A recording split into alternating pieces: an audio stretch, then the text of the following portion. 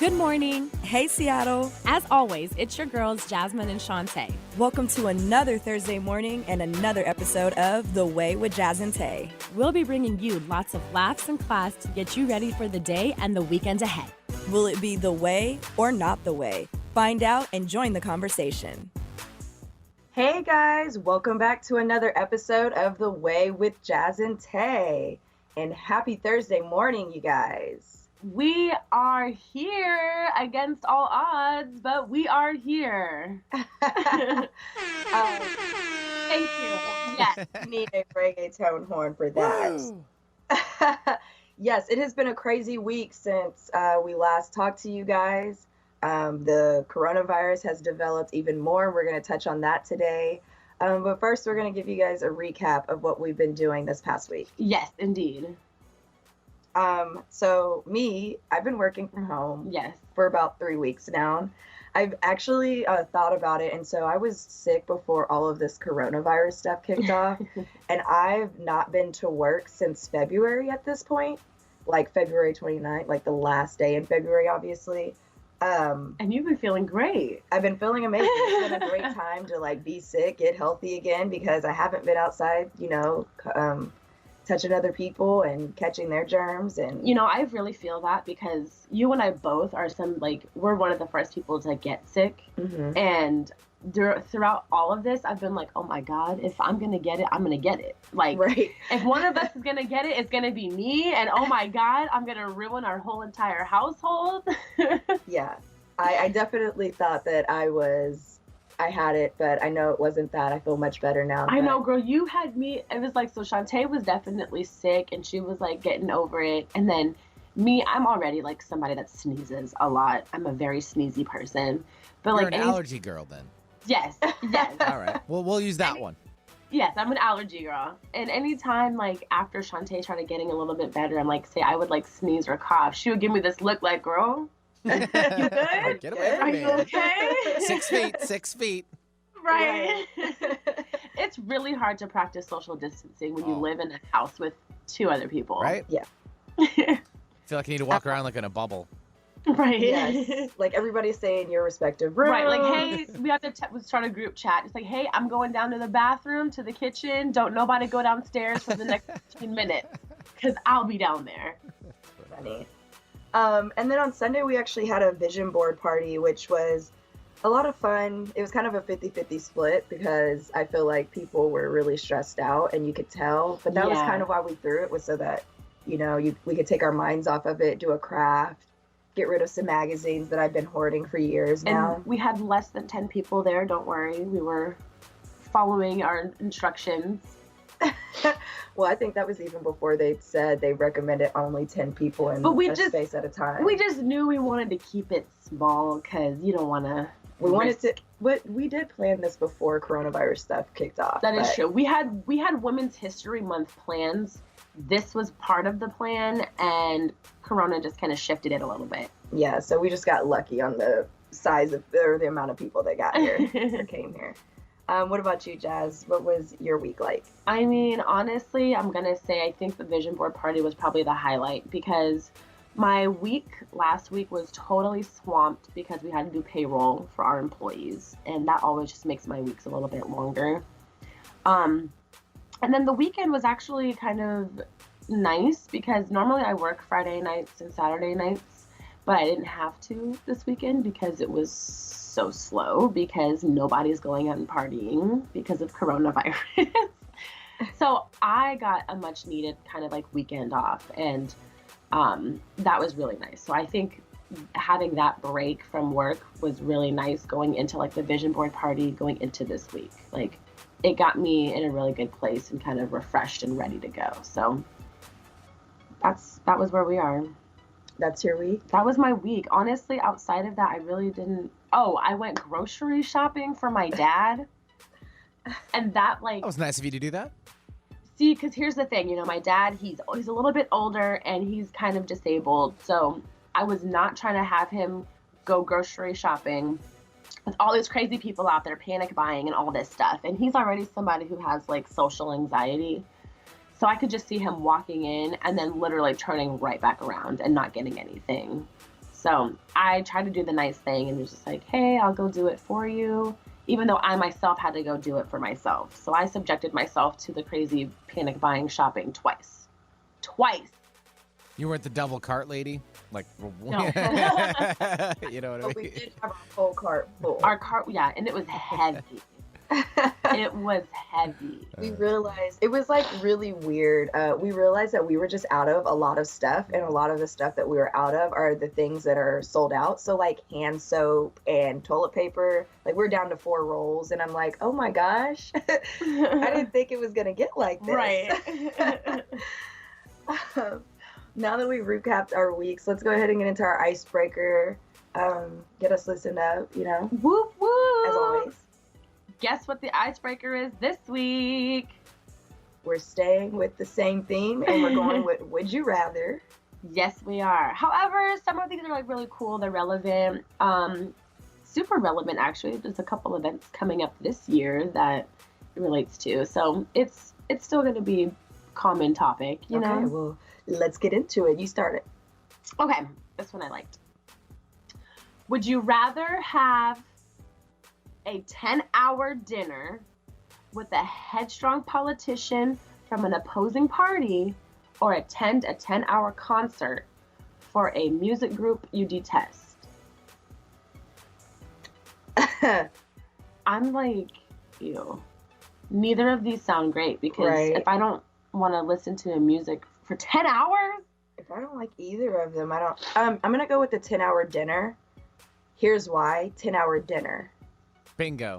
food. She's like, food. We're eating this whole time. So And I'm if it's a hoping- politician that's headstrong, you know they got funding, so they're good. But like the conversation, the topic matter. Like, are you just gonna have to be? Are you gonna argue with them? Do you listen all the time in the middle of like boring stuff at work? True. Like, What if they're trying? That's true. That's a good one. See, I'm in a tough one because like, I'm just listening. I'm just thinking about the fact that like, I try to sit through an hour with my dad, and like, that is almost impossible. 10 hours. But then if it's like, and like, what is he talking about? What's the topic matter? I'm assuming it's probably, I mean, the fact that they pointed out headstrong politician, I'm assuming it would probably have to be politics related. Well, like, what if he has a political podcast and it's like a conference or a session and it just happens to be 10 hours long Man. with the dinner? With a dinner. Like, all Yeah. I'm saying is I'd be more focused on cutting the steak than whatever he's saying up there. Yeah. I'm gonna, that is a tough, I thought I wanted this one and now I can't choose. I'm gonna say 10-hour dinner. I'm just thinking like 10 hours of no quiet time with the music. What if it's like bluegrass? Nobody likes bluegrass. I was going to also say Whoa, music. whoa. Do you For like yourself. bluegrass? Have you even listened to it? Unfortunately. Okay, well. So- There are some folks here that are big fans, so you just gotta give it a try. But I Then kind of he's side like, with you. I like bluegrass. No, yeah, right, yeah, hey. No, I'd rather do the dinner date too. I can probably think of other things to put my mind elsewhere while they're droning. Versus, you're at a concert, everything's going on around, you can't really escape it. It's kind of a little more difficult. That is a Right. good point. think Yeah, that's where I would do that's a great point. My mind went straight to it being like a Maroon 5 or an Adam Levine concert. And like, I could go that route if there's a better opener. Like, I maybe love that's what could get me to the concert. So that is the group that you absolutely detest. Yeah. Absolutely detest, but like, I wouldn't go to a Maroon 5 concert. Adam I takes feel- his shirt off nowadays. Isn't that kind of No. like some eye candy for you? But still, it's Ew. like, I know. I wish he had a little more meat on his bones. I just wish he weren't Adam Levine. She doesn't like Adam Levine. I don't know. Apparently. I don't know. Okay, you pick one. Okay.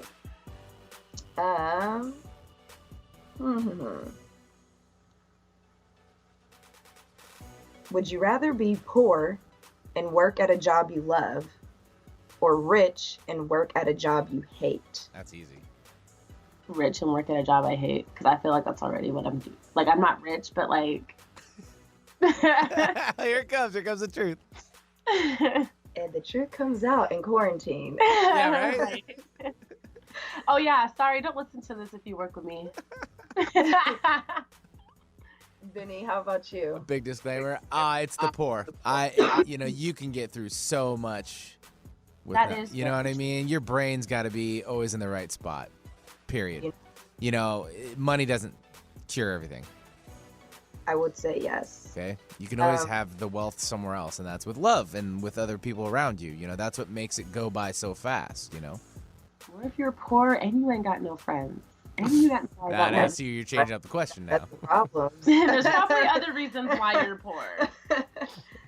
Yeah, I think I'd have to agree with Vinny, like poor and work at a job you love, because it wouldn't feel like work. True. I wouldn't be stressed out. And I've been places where I've like not enjoyed my job, and that is just not it's not awesome. See, and now this is making me feel like the deeper thing, because like I don't feel like I've ever really had a job that like I've loved.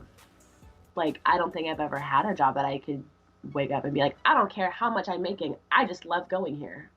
Yeah. You're young, it'll happen. So I feel like I'm always working jobs that I just don't like to get, and I'm just progressively making more money. So that's kind of like why I feel like, Yeah, you could easily do that. yeah. No, I was at a point like a couple years ago where I woke up every day hating having to go to work. I was like, I have to do this again. Like, Yeah. I just really was like not trying to do that. And Literally like dragging yourself. every day I thought that. And I was like, this is how I know I need to go. Yep. However, I wasn't making good money either. So that wasn't. Oh, You man. know.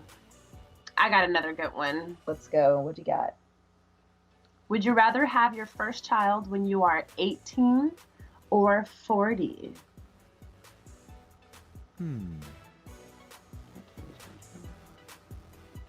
I would do 40. 18. I'd do 18 for me personally. Really? Well, See, I've already been down that road, so it's like That's twice. true. I'm down that road already. So I just look at my own body, like the range. When you're getting older, it kind of just slows down a little bit. You get a little aches and pains. When you're young, you can still do a lot of things with them, and then after 18, legally, you're good to go for the next 18. Yeah. I'd say 40 just because I'm probably ready to actually have Right. a kid by 40. Like, being able to give it a decent quality of life.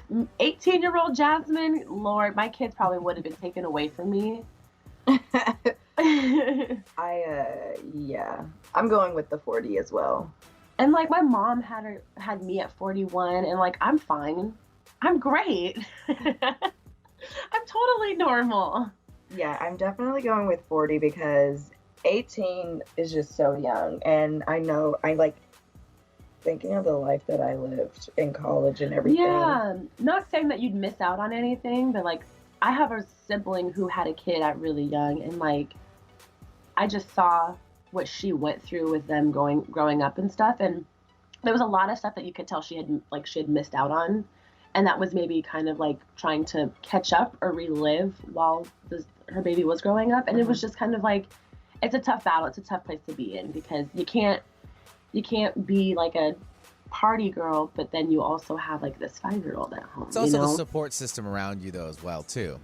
Yeah, but your Right. parents shouldn't be raising your kids for you. No, but there's also a lot of help. I mean, just with Absolutely. the growing up and the lessons being learned. Very Yeah. true. I feel like that's like more backing as to why I'd wait till 40. I've got more life experience. Yeah.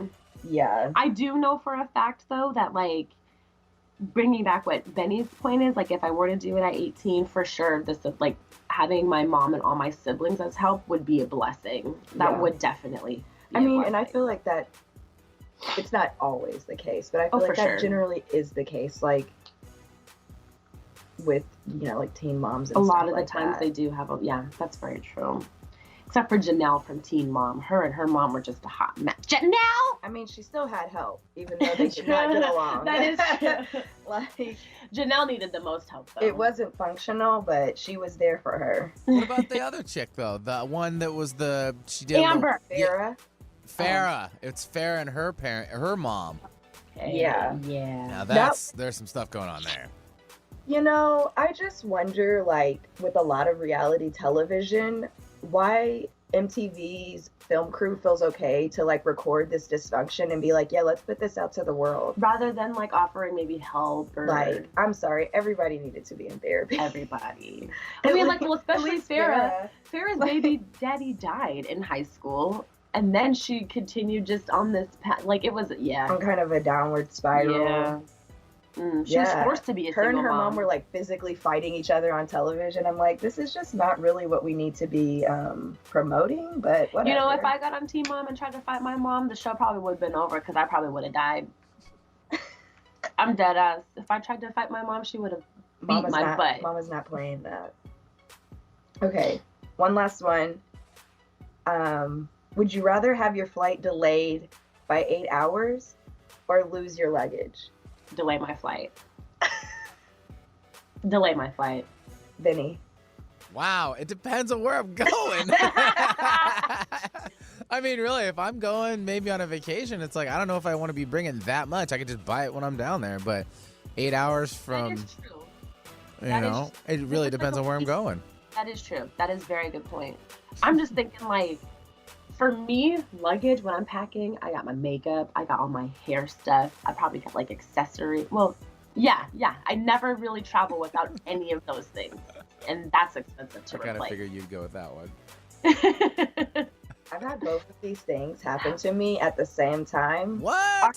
Serious? Was it Spirit? Yeah. Of course. Ah. It was Spirit when I was in Dallas. Or actually, I was coming back from New Orleans. And I Wait. got stuck in Dallas. You lost your luggage too? Well, they thought they'd lost our luggage. Oh Yeah, like my when we God. finally got to Dallas. So like my flight had been delayed for majority of the day in New Orleans, and then they were finally like, all right, all of you guys are going to Dallas. And I'm like, well, what are we gonna do when we get there? Because it was probably like midnight by the time we ended up in Dallas, midnight or 1. And then we got there and they were like, oh, we don't have any more luggage. Everybody that just got off my flight was like, no, you're going to need to have my luggage because of what I've been through today. I'm throwing hands. It was a mess. I'm going with probably the delayed 8 hours. Yeah, because like there's stuff that you can do in the airport. You could try to nap. I don't know. You But could like, leave and go wherever city you're in. You could. yeah, and at least I'm hoping that like, you know, I've got my purse with me, so I at least got my money and my most like immediate important things. But I just am like my nephew, we went on like this field trip once and they lost his luggage for the entire weekend. They didn't find it until the day like we were leaving. Oh no. And it was just like miserable. He had to swim, sleep, and eat in all the same clothes. Oh my goodness. Not the way. Absolutely not. Stranded on a desert island. Right. Well, that was a fun little icebreaker. That was fun. That was a fun I enjoyed one. that one. Some of those were very just like real life type of situations. Sometimes the would you rathers are like, this will never happen. Right. But this was tricky, made you actually think because these are things that could actually probably happen to you. All right. And then we're going to switch it up again today because, as we all know, coronavirus is showing no signs of stopping. Actually, that's not true. It's showing signs of slowing. But we have another health update for you guys. And as you guys all know, this has been going on, at least for us, I guess you would say I want to say maybe the first week of March. It's been going on for about 3 weeks now, 2-3 weeks. Yeah. And it feels like every week there is a new development. So last week, Governor Jay Inslee banned large events over 250 people. Italy was on lockdown last week. What else had happened? Trump banned flights to Europe, back and forth from and to Europe. For like 30 days, I believe. For a month. Extending most of this into April. Yeah, man. And since then, there's new developments for Seattle, of course, and for us personally. Remember last week we were like, I mean, other than having to work from home, other than having to work from home, this hasn't really like affected us or like changed anything for us. And boy, we spoke way too soon. in the hospitality industry, which is actually the line of work that I'm in, they felt it. They felt it first, and they felt it really bad because people slowly started to start staying home and avoiding public places as soon as the first deaths happened in our state. And then from there, the warnings got more and more just practice social distancing or, work from home. And by last week, our numbers at work, we we're slowing down a lot. And it was kind of we're trying to think of different things that they can do even, and most of my businesses are in Cap Hill. And for those of you who are familiar with the Seattle area, Cap Hill is a big hub. There's all kinds of bars and really good restaurants and things to do and go, and it's usually always very busy. There's a couple different performance venues out there. Okay, it's part of downtown, and it's been essentially a ghost town ever since the governor has started giving us all of these warnings, and we're taking it seriously. It's hit us. It's come full circle. We understand the brevity of the situation. And it's just really crazy. It's unknown. And a lot of people are out of work. And that's the biggest thing. That's really the biggest thing is a lot of people who aren't able to work from home are out of work.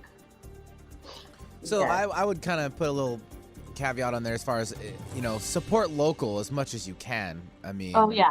For those that can still make it in, let's just be very, helpful in that scenario. Thank you. Yeah, no, really, thanks for saying that because, like we said, that a lot of restaurants and bars have closed down, but a lot of restaurants are offering delivery. To go, limited, yeah. Yeah, so do your research there. Check on all of your food delivery services like Postmates, DoorDash, Grubhub, Uber Eats.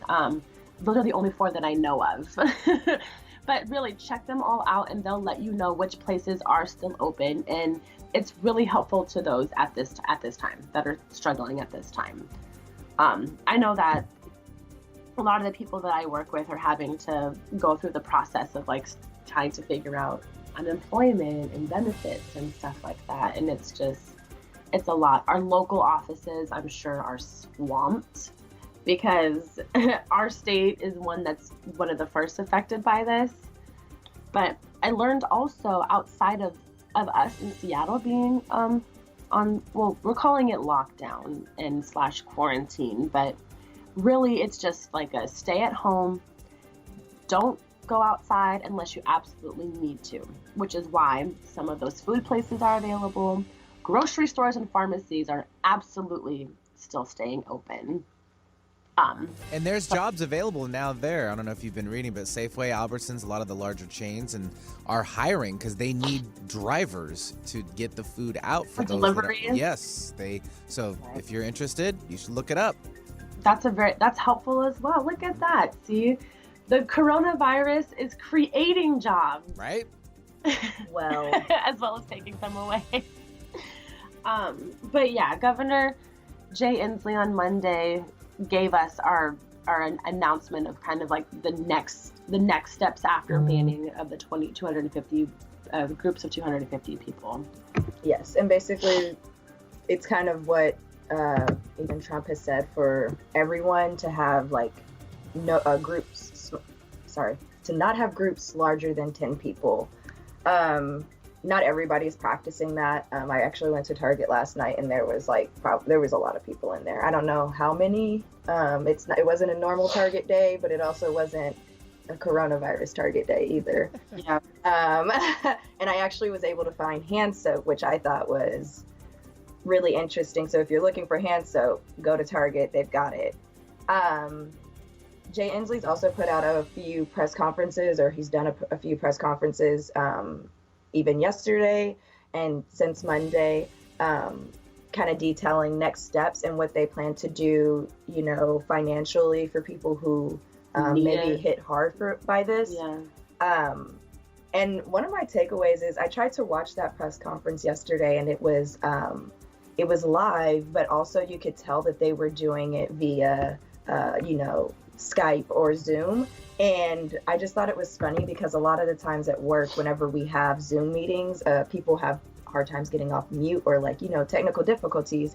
And that was happening in the middle of the press conference. And Jay's like standing there. You could tell he's in the room by himself, only with the interpreters that are doing sign language. And and he's like at one point like, you're on mute. Like, I don't know if you know you're on mute. And like, there's no sound coming back. And I'm just like, this is just so interesting to see. He's his own producer, technical producer. Yeah. Right. It's The government trying to work through the things that we work through on on the daily. Yeah. And you think that they would have kind of like their kinks worked out, but we're all human. But it was just interesting to see. And let's highlight that for a second. The fact that the governor was having technical difficulties trying to get through this press conference. Let's say thank you and prayers to all of our teachers who are trying to have to do that same thing with their entire classrooms for the next like month and a half. Well, so it's only some schools that are doing online school. It's like some are doing online school. The others are just not doing school at all because there are kids who don't have the resources to do online schooling. So right now school is kind of optional, and even for the teachers who are teaching online, that's optional for their students as well. So like our friend is a teacher in the Bellevue School District, and she had to create an entire curriculum on Microsoft Teams.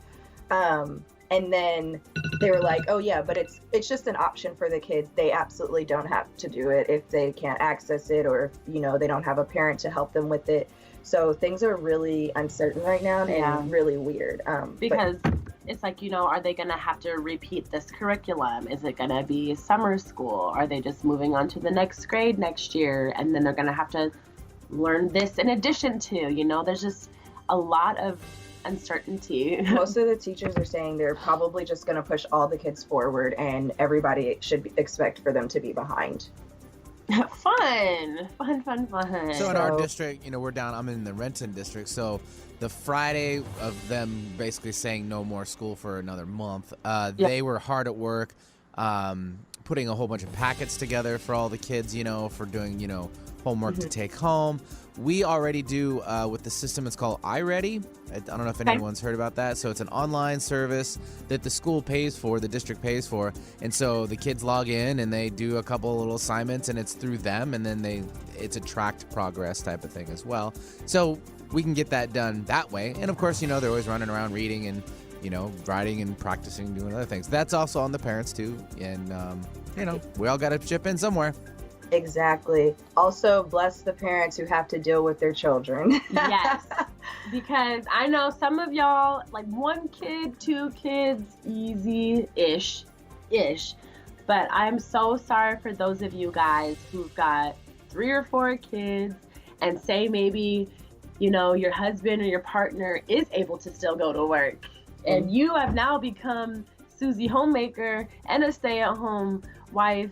And a teacher all in like a week. Good luck, and God bless y'all. And you also have to try and get your work done, right? And you're supposed to work from home as well yourself. The memes are definitely funny on Twitter, and just my hearts go out to them. To all parents. There was this one meme, funny story that I wanted to point out just to piggyback on top of that, where it was like for couples who surprisingly have found themselves like working from home. It's like, we just like to make up a coworker who keeps on like doing annoying things around the office. Like today, Cheryl has left dirty cups all over the room, and we just don't know what we're gonna do about Cheryl, even though it's like, that's your partner. Like, it's just you two. And it's just been so funny seeing that. Like, I don't know what I would do if I had to work with my partner every single day and out of like nowhere. You know what I mean? Yeah, just go to separate rooms. But that is our coronavirus update for the day. We're going to hop into a 2 to 3 minute break and then get back with our hot topic for the day. You're listening to The Way with Jazz and Tae. Welcome back. Did you miss us? Because we missed you. Absolutely. Before we went to our break, we did a brief review of our coronavirus pandemic that Seattle's going through. But also really quickly, I kind of sort of went in on bluegrass during our Would You Rather. I told you, don't say it. My mom actually sent me a text and was like, "Hey, I like bluegrass." So I stand corrected because there are people out there who like bluegrass. Thanks, Mom. Thanks, Mom. See the supporting love for the bluegrass community. So I stand corrected. My apologies. Hilarious. So now we're going to jump into our hot topic of the day. As you guys know, it is still National Women's History Month. Don't forget, we are not forgetting, okay? Just put the coronavirus in the back of our mind and let's focus on women. And so, of course, we wanted to talk about different topics that women have to deal with. And so today we wanted to talk about the wage gap in America. Specifically, the gender wage gap.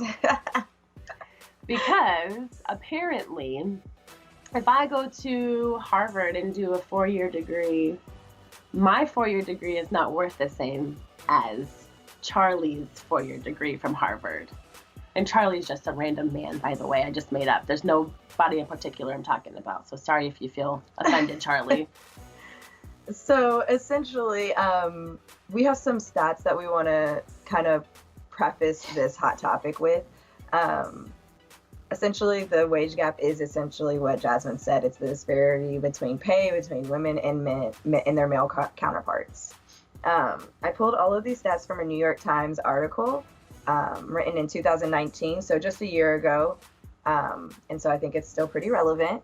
But what they were saying is, or what the T is that broken down, 80 cents is the average amount the American woman who works full-time year-round in the U.S., so they make 80 cents to the dollar of their male counterparts. So for every dollar that their male counterpart makes, they're only making an average of 80 cents. Now that's everybody's added up and then divided. Right. So it could be anywhere between 80 to 40, 50. I'm just being dramatic, but still. So now if we break that down by race, the Asian woman makes 85 cents for every dollar for her male white counterpart, actually. And then a white woman makes 77 cents for every dollar. Black women make 61 cents for every dollar. Native American women make 58 cents for every dollar. And Hispanic women make 53 cents for every dollar. The last three are actually disgusting to me, and I just kind of want to say that the fact that the median is still 80 cents, but you know, Black women, Native American women, and Hispanic women all make around like 60 to 50 cents to the dollar. It's severely less than So then, with all of those numbers added up, over the year, overall, the pay gap costs American women around $10,169 each year. And over the course of 40 years, that adds up to be about $403,000 that women are missing out on. I could have bought me a house. I'm just saying. So those are the statistics. Essentially what they show is that women are grossly underpaid for having the exact same skill set and working the exact same job and having the exact same experience as their male counterparts. And why is that, if not for the fact that we're women? Right. So we're going to talk about it a little bit. Now that we know a little bit more about it, the averages across the U.S. As of last year, we kind of wanted to talk about it and kind of bring up examples of this that we may have experienced or that we know of around us. Me personally, I've actually never experienced this. I have actually had a very, I would say, interesting or different work experience where, like, most of the jobs that I've held, the people that I've worked with have all been women. And so that in and of itself is different because there's not a lot of workspaces where it's majority women and, you know, minority men. But at the last company that I was at for a few years, there was probably 2 or 3 men the entire time I was there. The rest were all women. So that kind of like shaped my career in more than one way. But because of that, I've never really seen a disparity like this. I'm gonna say same to an extent. I work in like payroll and HR, so I have access to seeing salaries and hourly pay that people may or may not be getting. In my very first line of job, I was there for 6 years, and that was based off of like a pay scale kind of thing, So everybody, was making a certain amount of money, and then you had your annual raise and like your union raise, and that was all the same. It was all set the same. So it didn't matter if we were male, female. It just mattered how much time you had put into that position. Okay. Now, as far as the job that I had following that, I would say yes, gender discrimination in the extent of when it did come time for me to discuss or renegotiate my salary, I was getting pulled left and right, or just like, let's do this and then we can do that. And then say maybe we would do that, and I'd come and revisit it, and then, actually, let's try this and that. And look, it became very obvious to me right away that, okay, this man is obviously trying to play me. He thinks that I'm stupid, that I don't know what this job is worth, let alone what my experience in this job is worth. So rather than me staying in a place where my management is going to be, quote unquote, maybe like dismissive or disrespectful to my skill set and what I'm bringing to the table, I had to then pursue a different line of work. And it sucks because I didn't, and this can go across the board for most women. It's like, you can love the job and you can love the people that you work with, but if it's not doing for you what you need it to do for your own like peace of mind and sanity, then you've got to step out. And I genuinely, at the end of the line there, felt like he really did think that he could say whatever to me because he thought that I was like a stupid girl, or I wasn't necessarily smart enough to know that I'm being taken advantage of. Absolutely. And I jumped from there to a gig I'm doing like the same exact thing that I was doing before. My CEO and my director are female. It's a smaller office. Not only are they, friendly to the fact of having women in power or important positions, but they're also very LGBTQ friendly, which is great to have, in a workplace like, especially in Seattle. The only thing that I wish I could say about that would be negotiating my wage, and that's something that we're gonna touch on too. But absolutely, and we can actually just swing right into that. I think that the perception is that women are paid less because of many different reasons. One being maybe that you are a woman, and another one being that women don't negotiate like men do, or are afraid to negotiate. And I think that that's a bit true, but I also think that at the same time, it's a bit of a misconception. I think that women don't negotiate not because they're not assertive or because they are afraid to ask, but because if a woman, many times, if a woman is assertive and says, this is what I need in order to make a living or to fund my life, we might seem like, like there's a word I want to say that I can't say on air. Bougie? No, not bougie. It's another B word. But that, there's negative connotations around it. Yes. There's many people who feel like, you're too pushy or you're too eager. And so women kind of, I feel like lessen themselves or kind of take a step back, and they won't negotiate because they feel like, well, I don't want them to think XYZ about me if I'm asking for my money. But I think that you absolutely need to see the value in the work that you're doing. And if you feel like you deserve a raise, I'd say like the best thing you can do is come with reasons why. Exactly. Exactly.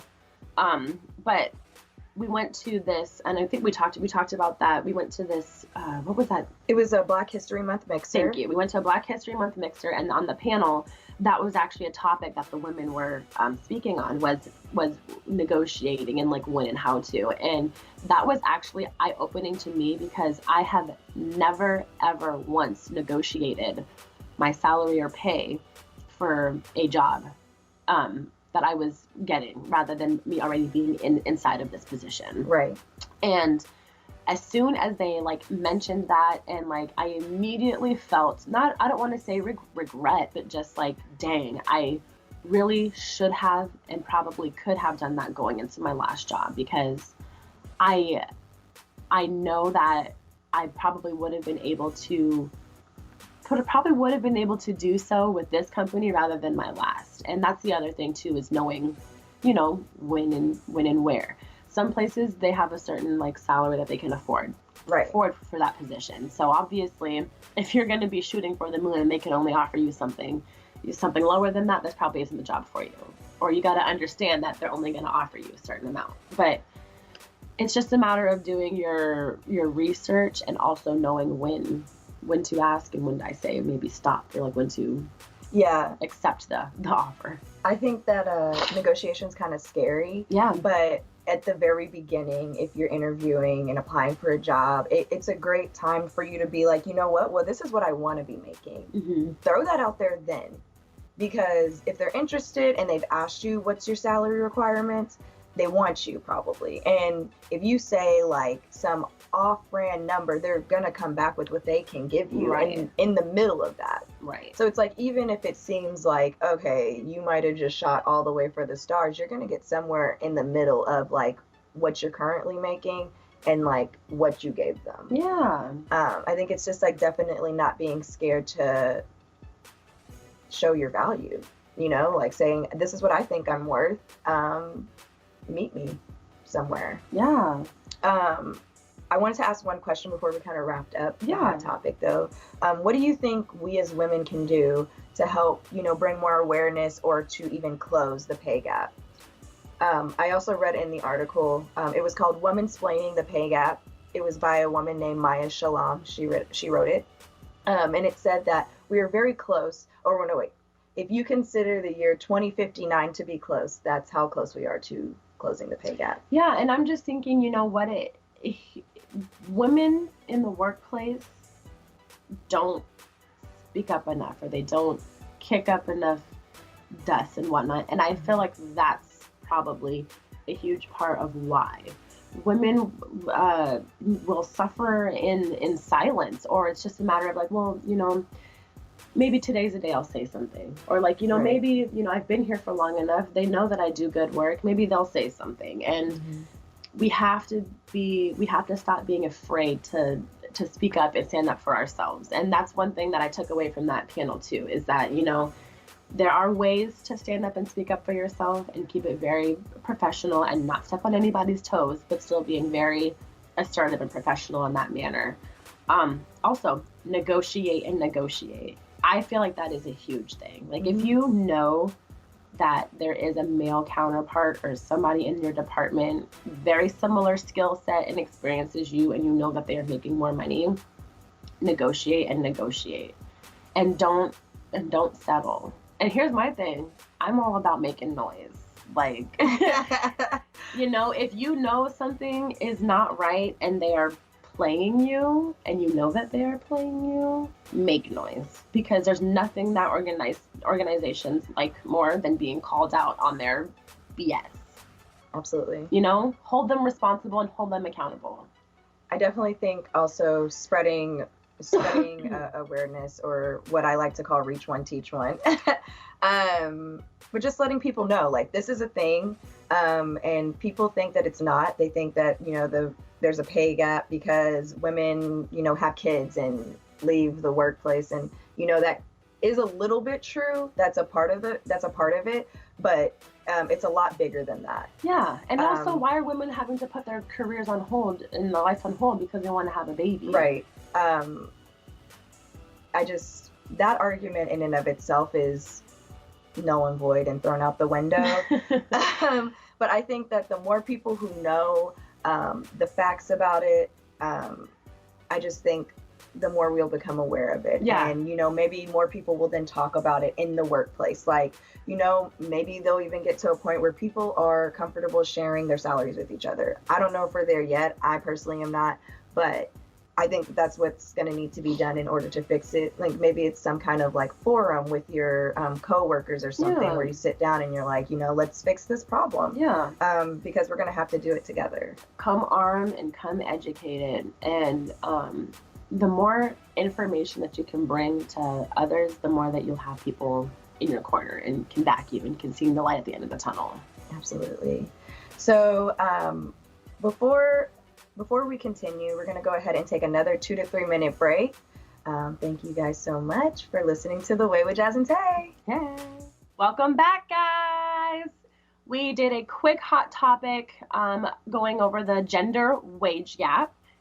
We kind of broke that down and went in just a little bit. Yeah, and we gave some examples of, times that Jasmine's experienced this, because I haven't. And also talked about ways that women can bring awareness to this or, help to close that pay gap.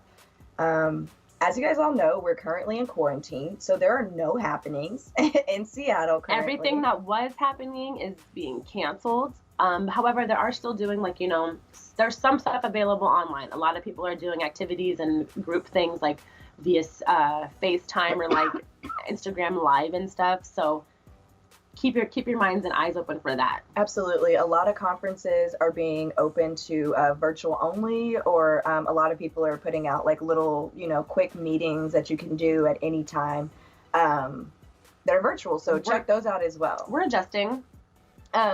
One thing I wanted to bring up before our recap was we will be airing twice this month. So Wednesday and Thursdays. We'll be airing regularly on Thursdays from 7 to 8 a.m., but you can also catch us on Wednesdays at 1 p.m. as well on the radio. And now let's get into a quick recap, Jazz. My last week, it was so weird. It was a weird one. Vision board party, absolutely the way. But everything else, like me potentially, I might not have a job going back to the club. And that's not the way. Everything being in this weird limbo, definitely not the way. Yeah.